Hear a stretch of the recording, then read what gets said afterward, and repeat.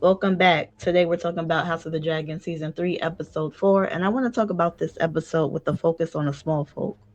Make sure you watch to the end because we will be revealing the hidden meaning behind the three little colored stripes on the city wall, and also how a dragon's silent little panic attack exposed the darkness of the greens. Now, while the High Lords are looking up in their high castles playing their political games, Episode 4 forces us to look at the war through the eyes of the small folk.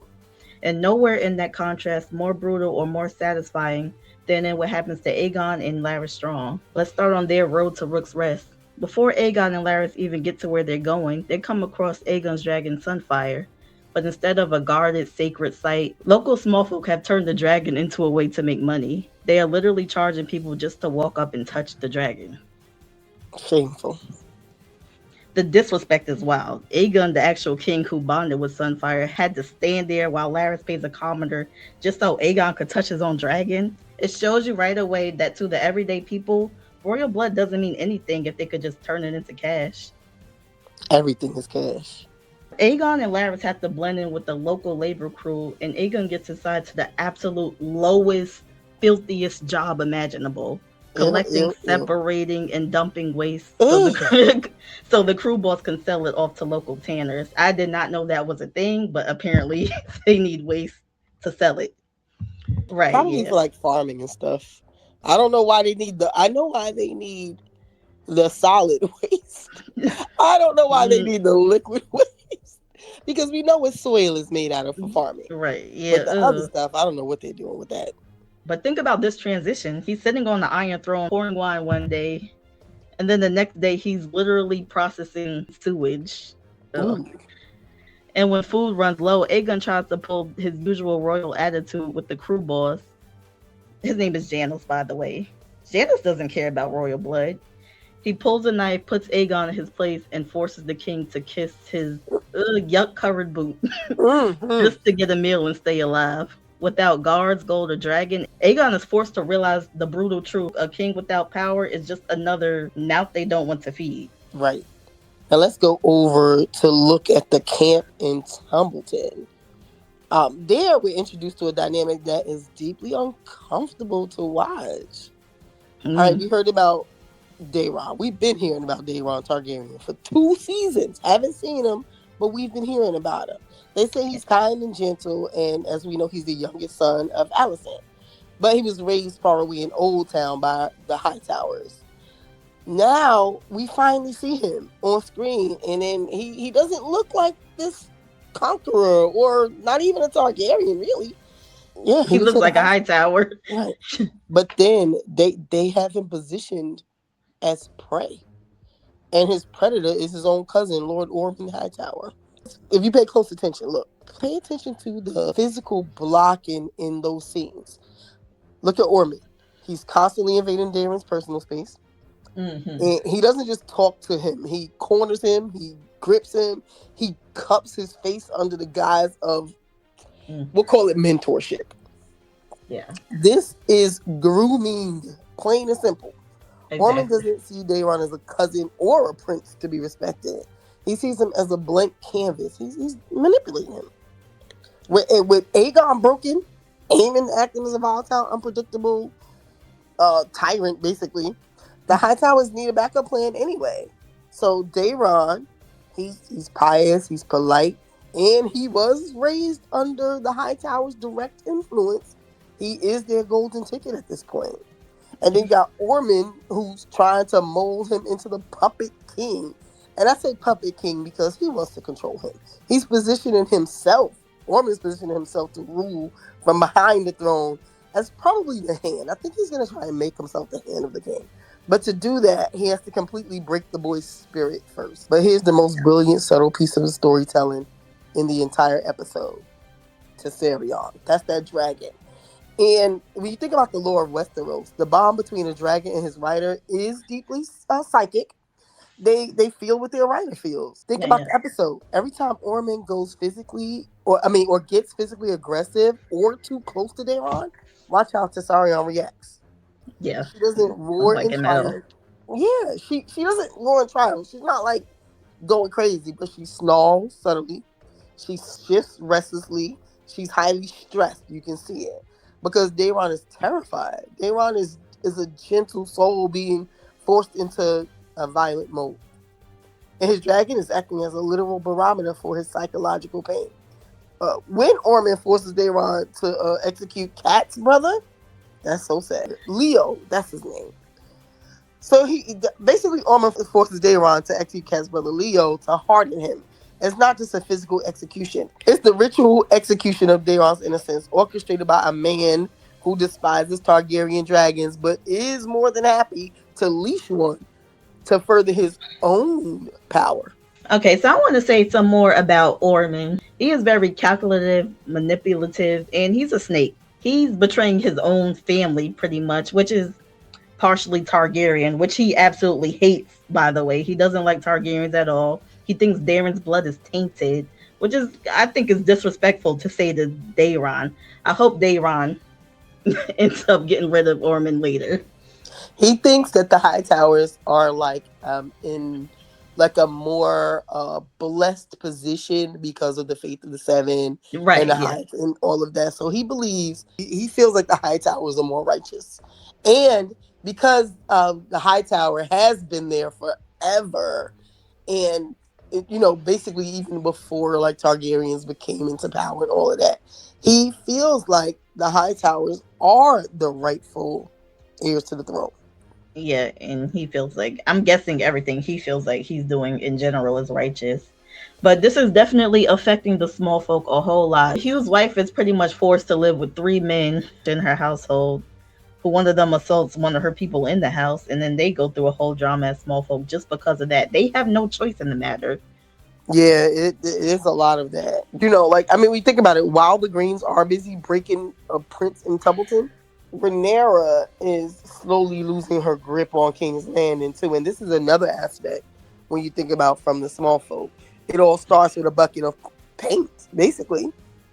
So in this episode, right, we see a crowd gathered around a fresh piece of graffiti on a city wall, and it reads "Queen of Bastards." Look close at the background, right next to those words. There are three distinct vertical stripes, and they are red, blue, and green. Now I noticed it, but you have to think about why they wrote that. To a casual viewer, it probably looks just like random street art. But Yeah. in Westeros, the three colors represent the three forks on the river trident. They are the official colors of House Strong. They aren't just calling, and we're talking about the small folk, they aren't just calling Rhaenyra names. They're launching a highly specific, devastating political attack. They're publicly pointing out that her three eldest sons, which are Jace, Luke, and Joffrey, Yeah. that they're the biological children of the late Harwin Strong. And they've been saying Mm. that. Yes, yes. For the starving, blockaded citizens of King's Landing, this graffiti is a rallying cry. They are asking, why are we starving and dying for a queen who lied about her children's birthright in the first place? Mm, mm. Not to mention Rhaenyra again. The way she acts about this, she wants whoever did this to pretty much suffer. And so, like, I don't even think they found the actual person they did it, but somebody has to suffer for doing it. And that's the way that the people over at Tumbleton are going to have to suffer because of a decision she made. Yeah, and we're going to get to that because we're going to talk about how Oath tells her and how she reacts to Oath telling her. I mean, in this case, just the writing itself is a massive threat to Rhaenyra's legitimacy. But when Oath sees it, he actually, I think he missed the point. He Mhm. doesn't understand the history of how strong, or does he even care? Because I don't Oath think isn't, even knows. or he's just entirely self-absorbed. Because he recently claimed the mighty dragon Silverwing. His ego might be through the roof. When he sees Queen of Bastards, his immediate paranoid thought is that the small folk are mocking him. At least that's what it Mm, looks like in the yeah. other low-born dragon scenes. So when he reports it to Rhaenyra, he spins it.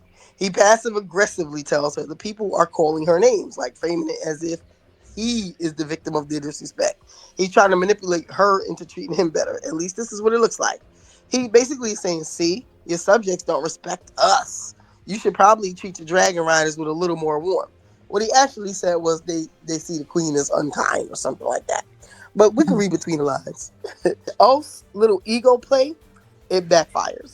Because Rhaenyra actually takes it for what it means. Like, she's terrified of her secret being paraded through the streets. So, as you mentioned earlier, she panics. She unleashes the gold cloaks to brutally sweep the city and arrest everyone, even suspected of painting the walls. Right. Yeah. By trying to protect her secret, Rhaenyra alienates the people she needs to rule. And, mm, he already got slapped with a heavy dose of reality when Rhaenyra banned him from the taverns entirely, because he came in there asking for favors for his friends in a tavern, and she's just like, "What are you doing in a tavern? It's not. You might get killed. Yeah. You can't be in there." But and I know that's the reason why. I mean, unless he came in there to say it already, that's probably the reason why he went and told her about the whole bastard thing anyway.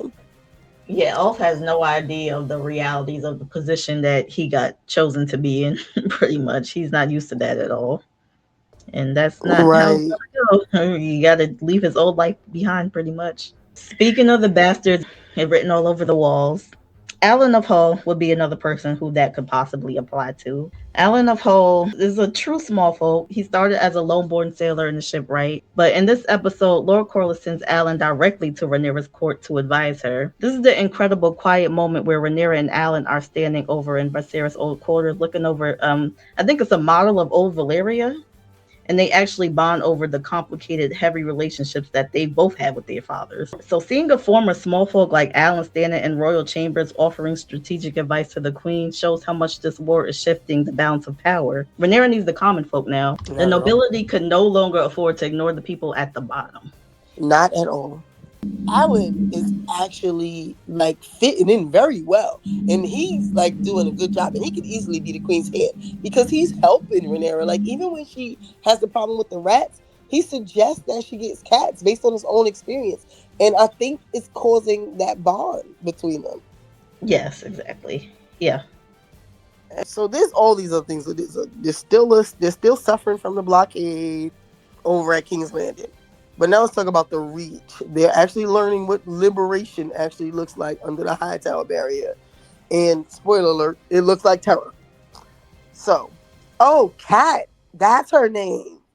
Cat, right. Yes. So let's talk about Kat, the wife of Hugh Hammer. She fled the starving capital to find safety in Tumbleton, right, with her brother, Leo. So she's over there with her brother Leo. The problem is safety is a luxury the small folks are never allowed to keep the way things are going in King's Landing. When the Greens occupy the town, Kat is cornered by a Hightower soldier, which is what you mentioned earlier. And then Leo does what any brother would do. He steps in to protect his sister from an assault. Normal, right? Mm. Now, a righteous lord would punish the predatory soldier and protect the townspeople, and technically Ormund does punish the soldier.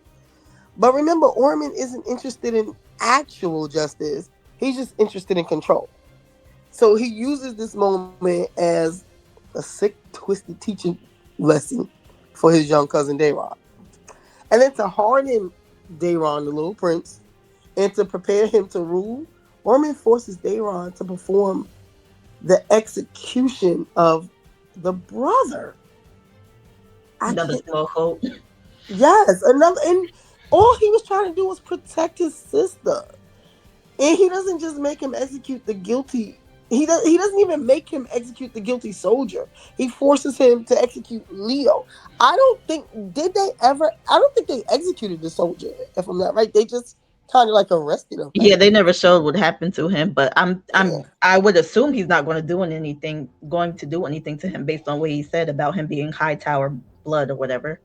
Yeah, he said he was going to be punished, basically, but he didn't say he was going to be sentenced to death. But of No. course, they're going to sentence the poor little small folk, and it's basically just to show him that you're nobody.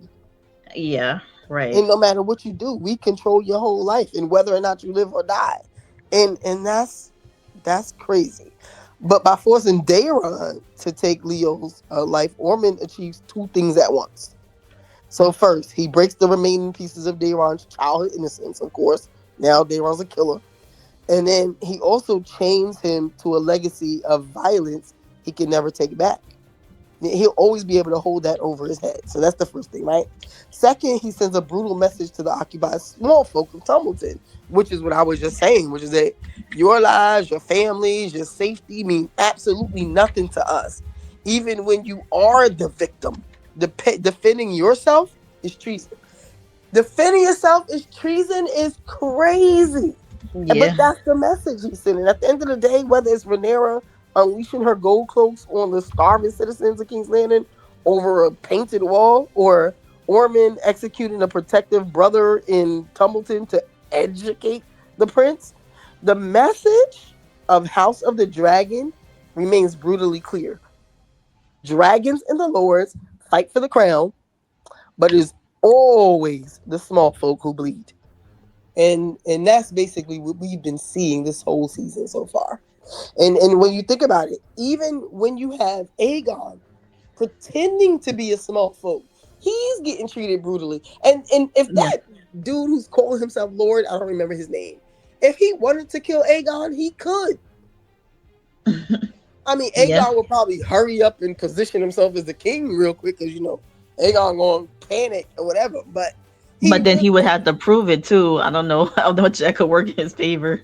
Yeah, none of the other people around him are going to stop. I mean, maybe nobody. First of all, Aegon got a crazy mouth, so I don't think anybody's going to feel sorry for him. They were already calling him what, mangled face or something like that. Yeah. His name was Janos, by the way. Oh, Janos. Okay, he called Laris Mangle's tongue or something like that. Right, so okay, it was Tangled Tongue that, what's his name, Janos, was calling Laris. And then he looked at Aegon and said, and mangled face in that part. But they were just using that. He was basically just using ways to like show them that they were beneath him. He's a small folk. And he's basically telling Aegon and Laris that I give you names based on what I think of you. And they can be derogatory if I want to. And that's where they are. And it's crazy because in real life, we know who Aegon and Laris really are. And Aegon cannot take it. There's absolutely something I can't go without mentioning from this episode. What is We it? need to talk about Raina is now a small folk.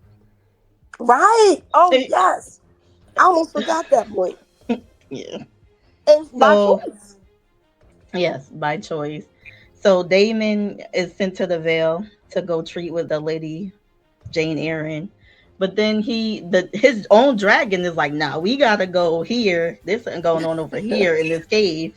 And then they go find none other than Raina in there, and she's like, "Oh my gosh, she looks completely scraggly, like she cut her hair somehow." And then I this feel is like that is in a little nod to, right. Yeah, this is how they describe Nettles in the book, yeah, to pretty Nettles. much. I think this is their way of kind of not completely leaving the character of Nettles out, but making it Raina instead. So I do like this so far. So far, this is going well, but not well for Raina. But Right, but well, so right, far it is. But since you mentioned that, I want to talk about two things because there's something else that carries on to the small folks. But first, Rhaenyra basically sent Daemon to get money from Jane Eyre. So he got the money, right? And we got on the dragon. yeah, The dragon was not obeying him under no circumstances. Like, just like yeah, he, giving him all them demands. Like, yeah. no, no. But it reminds us of Sheep Stealer with Raina when she first got on him. It And was then kind of like very similar to that. And then yeah, this is weird because Damon mentions after that this is a wild dragon. You can't, I guess pretty much saying you can't have this dragon, but his dragon was being pretty wild too. Like he Right. couldn't Apparently, control his dragon either. right, So apparently any dragon could do whatever they want at any time. But the dragons somehow seem to be bonded to the Targaryens. But back to what I was saying about the small folk. So now, I don't think they actually said this. So this is just an observation and an opinion. But do you remember when Raina rode off on Sheep Stealer and Daemon looked down and you see the sheep herder with the sheep? mm-hmm. Now, we know that Daemon came back to Rhaenyra later on, threw a head on the table, said that's the person who was riding Sheep Stealer. Now, we know that's a lie. We all know Right, that Daemon was lying or whatever. That's not the person who was riding Sheep Stealer. And I do think it was that sheep herder. it was that's And true. This is just a guy minding his own business. Another Yes. person who wasn't bothering nobody.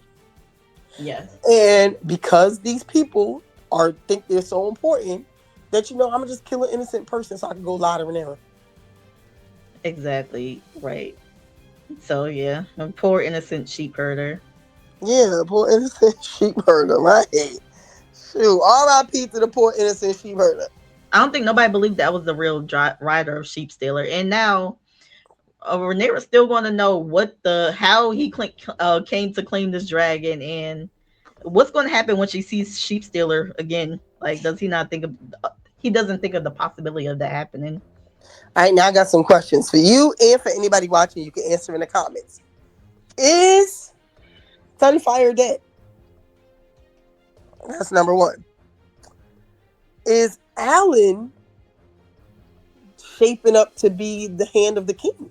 Is he going to become the hand of the king? And if we already know Corlys went off because he was mad at Rhaenyra, so he need to go fight or kill somebody so he can feel better, that's fine. Is Corlys coming back? Or do we think this is the last we're going to see of Corlys and the rest of it is going to be Alan? Those are my three So, questions. I'm gonna start from your last question. Definitely not the end of Corlys. We would need to see a grand leaving of him because he's been such a vital part of the show. So I wouldn't think this is the last we saw of Corlys. The hand, Alan being the hand, I don't know. I really don't know. Is And then Sunfire dead? somebody said yes. Bayless said she saw him decaying unless she's a liar. And Aegon pretty much told him to get up several times. He hasn't gotten up, so I think he's dead. I think they're trying to position Sunfire to wake up later on. If not, because you see clearly Maelys is dead, decaying and everything. Sunfire still looks a lot more put together than Maelys, and they pretty much supposed to have died on the same day. So that's a giveaway right there. And then you hear Aegon saying, "Oh, he's alive. I could tell," or whatever. Anyway, moving on to the next one. Alan again. I don't know, but I could see Alan being a very good ally to Rhaenyra, even if he doesn't become the king.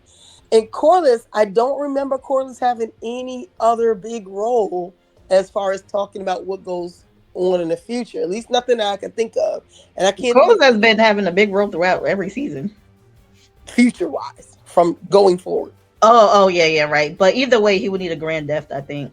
I think him calling the kids bastards was his big moment. He's the main Oh yeah. character that needs to die on screen.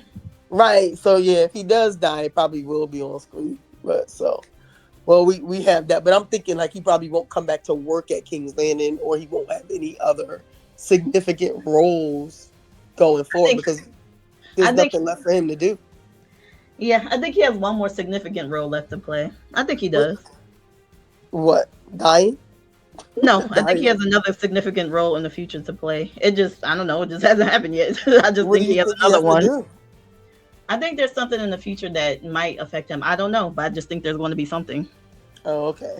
All right. What did you think of how the show handled the small folk in the episode?